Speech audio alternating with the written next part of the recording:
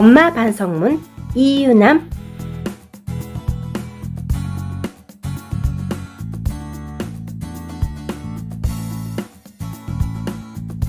안녕하세요. 반갑습니다. 공꼬입니다. 자식 농사가 세상에서 제일 어렵다는 말 들어보셨죠? 절대 공감합니다. 두 아이를 키우고 있는 저 역시 아직도 육아는 어렵고 끝이 없고 알쏭달쏭하거든요. 이 엄마 반성문 책을 처음 봤을 때 도대체 얼마나 엄마가 자식들한테 잘못을 했길래 공개적으로 이렇게 반성문을 쓸까? 궁금했거든요. 여러분도 그 생각이 들지 않으시던가요? 그런데 이 리얼한 부분들이 참 많아요. 자신의 치부를 정말 적나라하게 드러내는 저자의 모습에서 뭔가 해탈, 그런 경지를 느낀다거나 할까요? 만약 이런 크고 작은 상황에서 나라면 어떻게 반응하고 대처했을까 생각도 해보는 아주 소중한 시간이었습니다.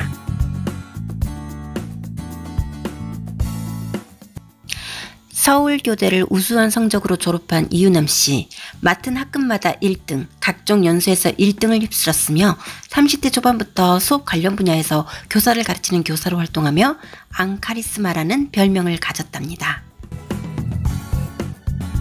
가훈은 SK, 시키면 시키는 대로 군대 가훈보다 엄하게 두 남매를 키우며 교육시키다 보니까 연년생 남매는 품 안에서 전교 1등, 전교 임원을 차례대로 휩쓸며 부모의 자랑거리로 자라나는 듯 싶었다고 해요. 그러다 10년 전 고3 아들이 그 중요한 시기에 자퇴를 선언하더니 한 달 뒤에는 고2 딸마저 학교를 그만두고야 맙니다. 이유남 씨는 어르고 달래고 협박도 해보고 2번의 교통사고와 2번의 대수술을 겪으며 엄청난 폭풍우 같은 시간들을 고통 속에 보내고 나서 지푸라기라도 잡는 심정으로 코칭 공부를 시작했다고 해요.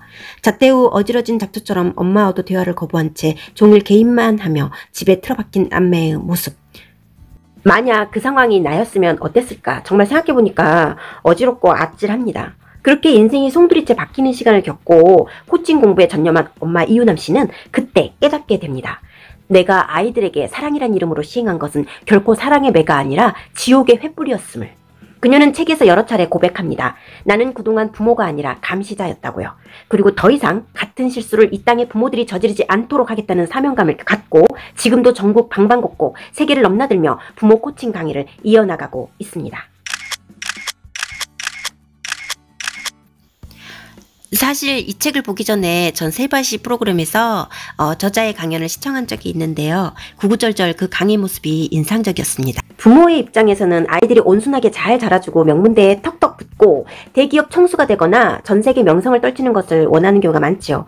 아이들의 입장에서는 어떨까요? 자신이 하고 싶은 것을 억압당하지 않고 마음껏 펼칠 수 있게 해주고 부모는 그 그늘막이 되어주거나 든든한 지원자가 되어주는 것을 어쩌면 정말 바랄지도 모르잖아요. 저자 이유남 씨는 스스로 두 아이들의 자퇴 10주년을 기억하며 무자격 부모에서 유자격 부모가 되기 위해 몸부림치는 엄마라고 표현하며 이 책을 썼다고 표현하고 있습니다. 그리고 자신이 하는 강의는 강의가 아니라 절교라고도 말을 했습니다. 책에서는 인정, 존중, 지지, 칭찬 4가지 덕목을 코칭에서 중요시하는데요. 돈도 시간도 들이지 않고 얼마든지 자유롭게 할 수 있는 인정, 존중, 지지, 칭찬을 왜 그리 우리는 인색할까요? 이것들을 해주면 아이들의 자존감도 살고 동기부여가 되어 자기주도 학습 능력도 향상되는데 말이죠. 방임용 부모가 있다면 이 책을 일부러라도 기회를 만들어 읽어보았으면 합니다. 저는 10살, 6살 두 아이들에게 얼마나 4가지 덕목을 적용하는지 곰곰이 생각해봤는데 10분의 1도 못 미쳤다는 결론에 반성하게 됐습니다. 저자 역시 예전엔 칭찬에 인색하고 버럭 호통으로 아주 유명했다고 합니다. 자, 1등 했어요. 야, 목소리 힘 빼고 지난달 성적표 갖고 와. 국어는 올랐네. 아니 수학은 왜 이래? 너 지금 수학 얼마짜리 학교 다니고 있는 줄 알아? 과학 사회는 왜 이 점수야? 평균 97점으로 1등 했다고 자만하지 마. 너희 학교 수준이면 강남 가면 중간도 못해. 엄마, 졸려서 못하겠어요. 재워주세요. 야, 지금 잠이 오냐? 가서 세수하고 와. 어떻게 이런 점수를 받니? 내 인생에 처음 보는 점수다. 이 점수를 맞고 집에 오고 싶어? 답이 넘어가? 오빠는 늘 100점을 받아왔어. 넌 어떻게 한 거야? 도대체 누굴 닮았니? 우리 친정 식구들은 다 공부 잘했는데. 시험이 좀 쉬웠니? 너희 반 애들 다 100점 맞았지? 100점 몇 명이야?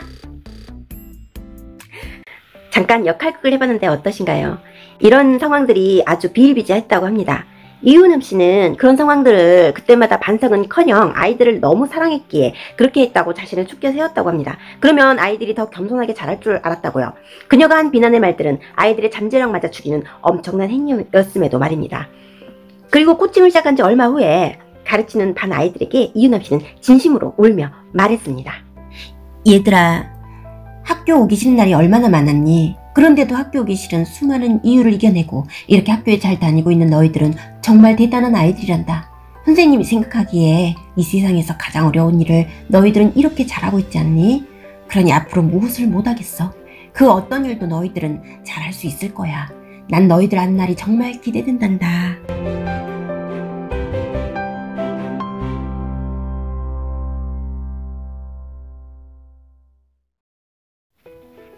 아이들이 학교에 다녀주는 것만으로도 얼마나 대견한 일인지 경제적 가치를 책에서도 나와 있는데요. 어느 해 자료에서 1년 자퇴하는 학생 수가 약 7만 명, 그중 약 2만 5천 명이 초등학생이고요. 그 많은 학생들 중 돈 있는 집 아이들은 대안학교를 간다고 합니다.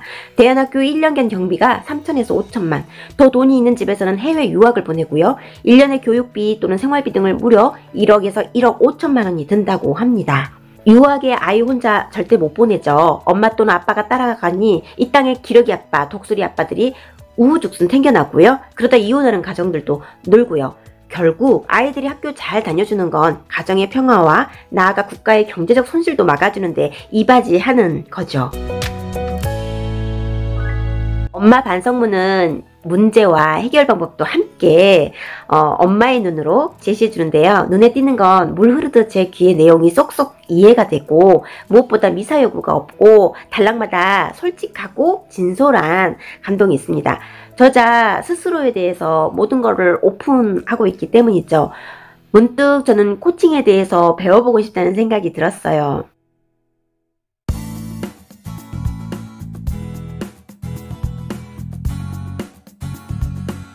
흔히 코칭을 설명할 때 마차와 기차를 비교합니다. 기차는 정해진 목적지를 정해진 길로 가는 반면 마차는 승객이 목적지를 정하고 가는 길로 승객이 원하는 대로 정합니다. 다만 승객이 길을 잘 모를 때에는 마부가 승객을 도와 목적지까지 데려다 주는 것이죠. 코칭은 너와 내가 같이 가자, 내가 너와 함께 할게 라는 생각으로 출발합니다. 상대방의 가능성을 기초로 하여 수평적인 파트너십을 보여주며 적극적인 개입을 하지 않기 때문에 해당 분야에 대한 전문 지식 없이도 할 수 있다고 합니다. 또한 코칭은 답을 찾도록 도와주는 것이므로 에고, 즉 자아를 가지고 있으면 안 된다고 합니다. 무슨 말이냐 하면 코치가 대상자에게 어떤 해결책이나 답을 갖고 있으면 안 된다는 말이죠. 경험과 선입견 등을 강요하면 안 됩니다. 코칭은 결국 스스로 답을 찾도록 지지해주는 것이기 때문에 후 또는 하우에 초점을 맞춥니다. 자신이 누구이며 얼마나 대단한 사람인지 어떤 자원을 가지고 있는지 스스로 깨닫게 하여 문제를 어떻게 풀어나갈지 초점을 맞추고 있습니다. 그래서 코칭은 미래에 초점을 맞추고 지지, 서포트 개념을 바탕으로 합니다. 대한민국 아이들에게 부모들이 키운 것은 기차일까요? 마차일까요? 그러고 보니 정말 오늘부터 아이들에게 칭찬할 일이 참 많아질 것 같아요. 여러분들은 오늘 우리 아이들의 무엇을 칭찬하시겠습니까? 시청해주셔서 정말 감사합니다.